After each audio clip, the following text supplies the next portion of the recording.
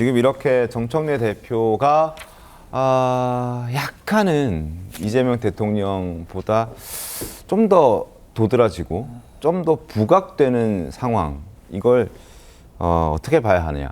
이걸 18년 전 처음 이재명 대통령, 당시 이재명 변호사와 정청래 초선 의원 간의 관계부터 저희가 좀 따져봐야 됩니다. 18년 전으로 한번 거슬러 가볼 텐데 화면 함께 보겠습니다. 자, 정동영 대선 캠프에서 두 사람은 처음 만납니다. 그게 2007년입니다. 지금으로부터 18년 전. 당시 정청래 대표는 초선 의원, 2006년에 국회 입성한 초선 의원이었고 이재명 당시 변호사였습니다. 선거에 나갔지만 뭐 떨어지고 뭐 낙선하고 그런 과정에서 뭐 그냥 민주당에서 봤을 때는 그냥 정치인이 되고자 하는 정치 지망자 같은 수준이었죠. 그리고 캠프에서도 역할이 두 사람은 달랐습니다. 이재명 대통령은 당시 정동영 대선 캠프의 비서실 실장이었고 정청래 대표는 초선 의원으로서 정책을 총괄하는 팀장이었습니다.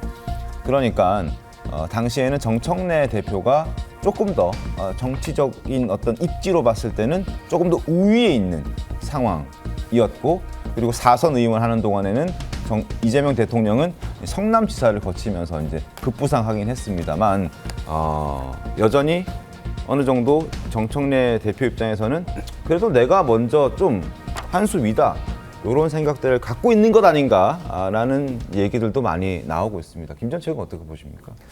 뭐 당연히 그렇게 했겠죠. 네. 정청래 대표는 제가 초선 때부터 국회의원 같이 했거든요. 같이 하셨죠? 예. 그래서 근데 이제 이런 것이 네. 그 우리 정치권에서는 벌써부터 대권 행보를 하는 정청래 대표의 고도의 전략에서 나온 것 아닌가, 이렇게 많이 해석을 해주시는데 네. 제가 보기로는 그냥 정청래 대표는 일단 참지 않는 분이거든요. 자기 마음속의 생각이나 하고 싶은 행동에 대해서 참을성이 별로 없는 분이거든요.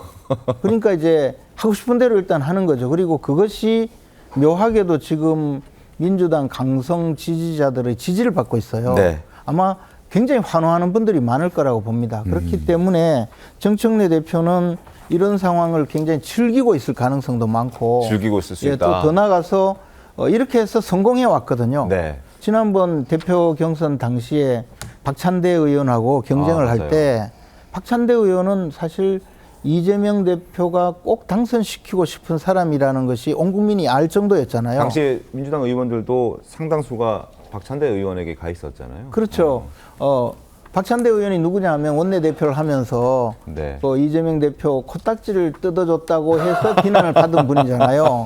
그게 사실인지 아닌지는 몰라도 그 정도의 사람이기 때문에 대통령으로서는 당연히 박찬대 대표가 되면 편했을 것이고, 정청래 대표가 되면 오늘날 이런 상황이 오리라고 누구든지 예상하는 상황이었고, 한데 네. 지금 정청래 대표는 이렇게 해서 성공했고 대통령이 방해하는데도 당대표가 되었거든요. 네. 그렇기 때문에 자기 목소리를 세게 내고 좀 더 극단적인 주장을 할 수밖에 없는 거죠. 네. 지금 중수청을 어디에 두느냐, 수사기관을 어디에 두느냐 하는 문제는 저는 그것이 큰 문제는 아니라고 봅니다. 왜냐하면 검찰 수사권을 완전히 박탈하고 이렇게 중수청을 동원해서 새로운 네. 수사기관을 창설하면 이게 통제받지 않는 권력자의 수중에 들어가는 수사기관을 새로 창설하는 것이고, 이것은 사실 통제되지 않는 공안 통치를 할 가능성이 많습니다. 알겠습니다. 그래서 국민들은